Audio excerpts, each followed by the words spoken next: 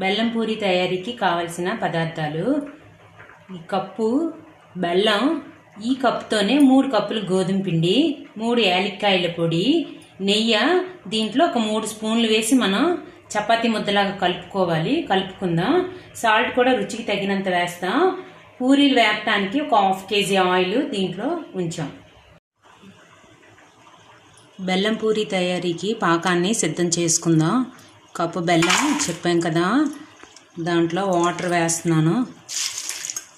కొంచెం ఇలా బెల్లం ములిగినట్టుగా కొద్దిగా వేస్తే, బెల్లం ములిగినట్టుగా కొంచెం వేస్తే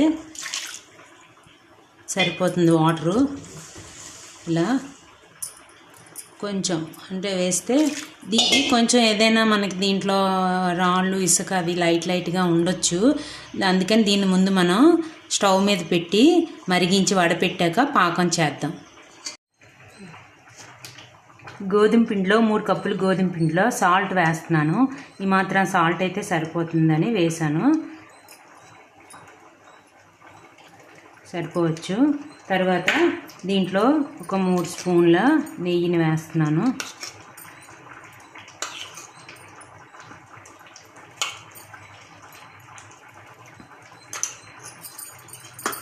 దీన్ని మనం వాటర్ వేసి కలుపుకుందాం.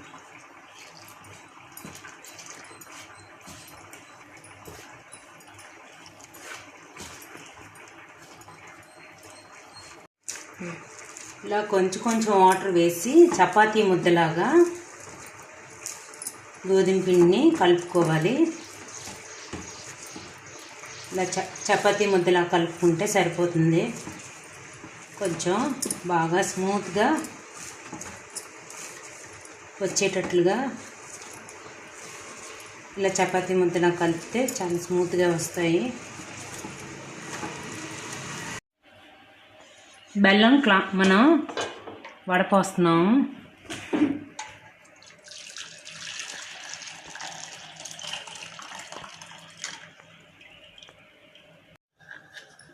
ఈ సైజులో మనం చపాతీ వత్తడానికి ఈ సైజు తీసుకోవాలి. ఈ సైజు అయితే సరిపోతుంది.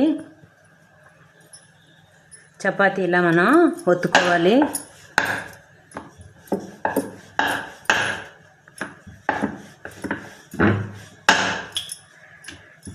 కొంచెం చపాతీ ఇంకా బాగా వత్తాలి.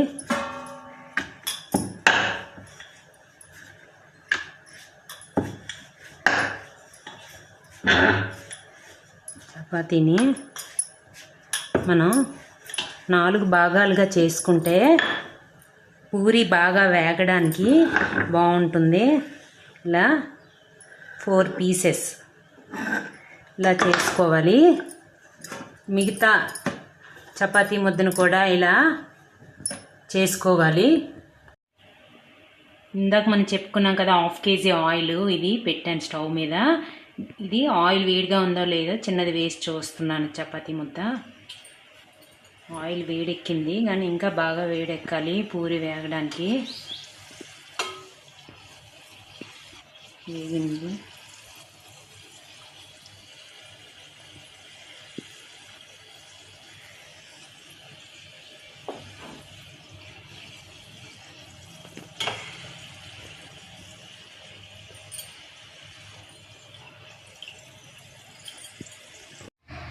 ఆయిల్ పూరీలు వేపడానికి చాలా వేడిగా ఉంది. ఇప్పుడు పూరీలు వేపుకుందాం. ఇందాక కట్ చేసాం కదా, అవి ఒక 3 వేస్తే సరిపోతాయి. 3 వేసి వేపుకుంటే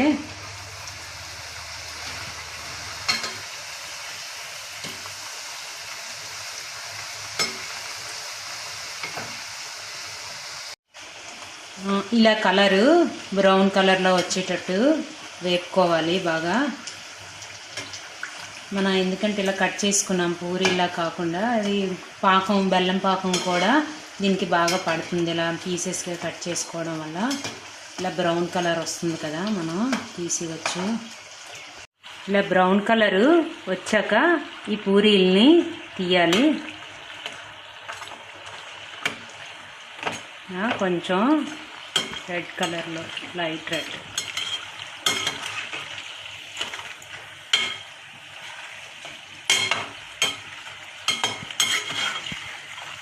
ఇలా సరిపోతాయి.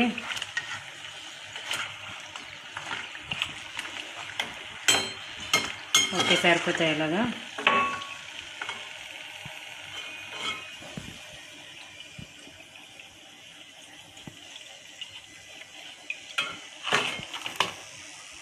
అన్నీ ఇలా వేయించుకోవాలి. వడపెట్టిన పాకాన్ని మనం స్టవ్ మీద పెట్టాము. కొంచెం పాకం తీగ పాకం అంటారు కదా, తీగ పాకం లాగా కొంచెం అలానే కాకుండా ముదురుగా ఉండాలి, అంటే ఉండలాగా రావాలి పాకం.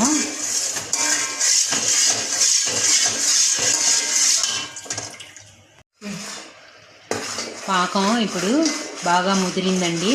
అంటే ఈ పాకంలో మనం పూరీలు వేసుకోవాలి. చూడండి, పాకం చూపిస్తున్నాను.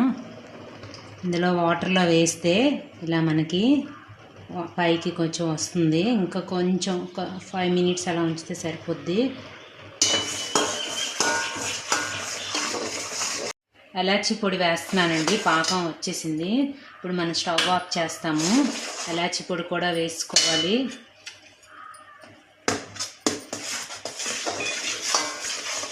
దీంట్లో మనం పూరీలను వేసుకోవాలి. ఒక 4 అలా వేసుకొని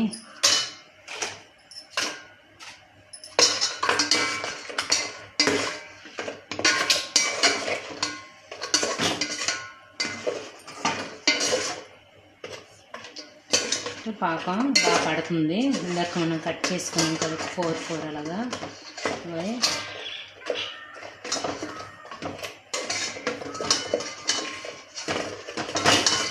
తీసుకోవాలి పాకంలో వేసి.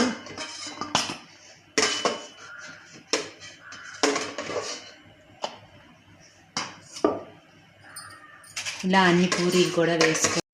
బెల్లం పూరి తయారయ్యాయి.